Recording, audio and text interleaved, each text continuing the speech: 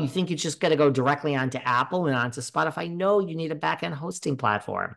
You need a microphone. But regardless of that, there's a lot of other stuff I could tell you about making money. So they booked me. I'm on a tangent, but my point is book me for life advice too, because I'll forget your shrink next week. Okay. Book me to be your life coach because I will pull it all together. And when you truly don't care what anyone thinks and you just, it's so simple life. It really is. And I say this with no ego. I say this the exact opposite. Like, I wish you can't teach someone that, but you can try because until you're there, it's not there. But when you just don't care, life is so easy and just wonderful. Wonderful. We're alive, baby. But anyway, so I said this like a year ago about Annemarie. Go and listen to my episodes. Nobody listens to me.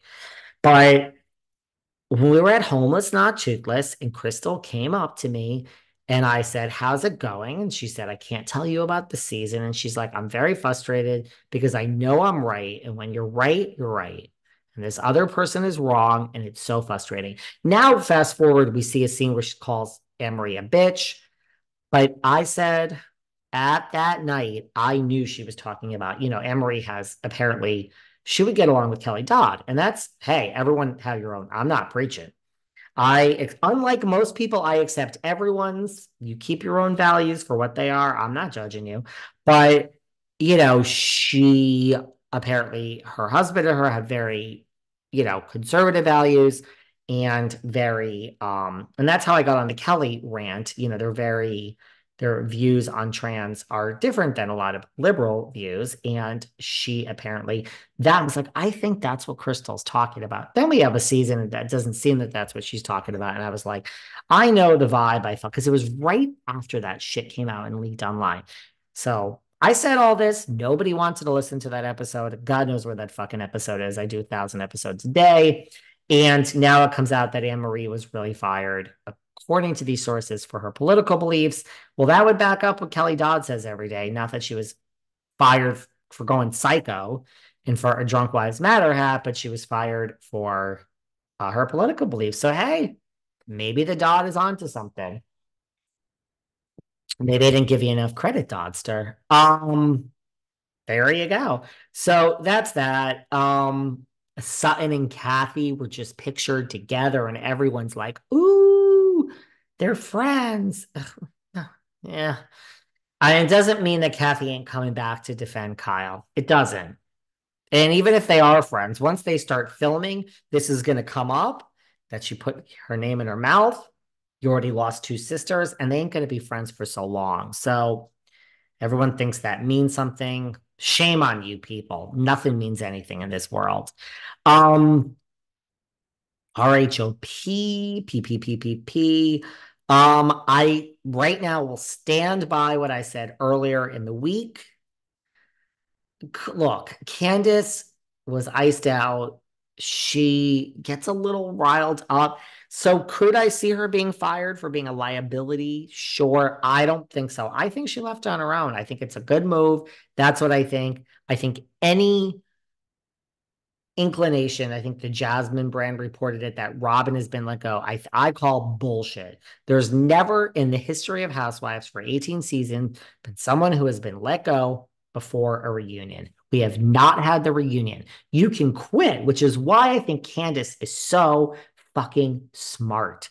Candiace is so smart because if this happened after the reunion, a lot of us, including myself, would now be saying, was she fired or did she quit on her own? Because she announced it before the reunion. I believe she left on her own. I'm 99% sure. My sources have confirmed that. And this bullshit that Robin has been let go is just that. If it were after the reunion, fine. But it's not, it's before.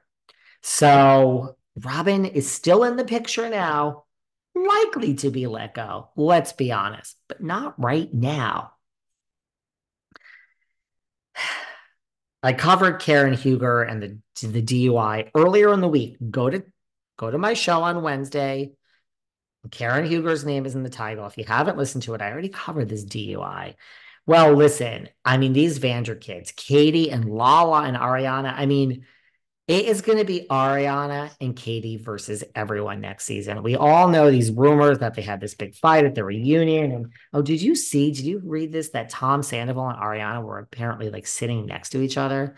I mean, these people are just, you know, um, they're just out of these producers, they're just like wild. Um, I mean, that scene, by the way, where Tom's speaking to Ariana and she's just sitting there. Oh my God. Oh my God. And by the way, I think of this whole, I can't get behind this whole Tom Schwartz and Sheena kiss. I still just think it's so fake. I just think it is so fake. I can't get into it. Guys, please don't make me talk about Jersey anymore until the show comes back. Please. You know what we need to talk about next week? We really, maybe I'll have Rachel on to do this. Maybe I'll have Rachel on to do this. But what I want to talk about is what is happening with these shows, because even the shows that are coming back, they are spacing them out so much that if you are not realizing that we are in such a different state of Housewives right now, I need to bring it to everyone's attention. And by the way, I've said this before, but I really want to explain why I think this and where I get my information. I'm not sure Miami's coming back. It probably is. It probably is. It probably is. And they're filming, sure, in September, probably. But it's I can't have a quick conversation about this is a whole conversation. I want to break down the franchises and I just want to explain how we're really dragging this out. And that's a big deal when you go from two paychecks at 600,000 a year to one. I mean, even if we're starting to film Miami, it's 6 months from now. That's different than right away. But I'm telling you, there's so many things that I have heard. And just where is New York? I know we're going to announce it. Where is it? I have so much to say about this, and I just want to go over a timeline and what this really means about what's going on for Housewives. Honestly, I love you all. I'm not angry, guys. I don't dislike anyone. I just want to share my thoughts. A lot of you agree with my thoughts, a lot of you disagree. That's okay. I can have you disagree. When you go low, I block, but just disagree with me all day. You know what I mean? So I love you all. We got a lot planned for when Jersey returns on this podcast.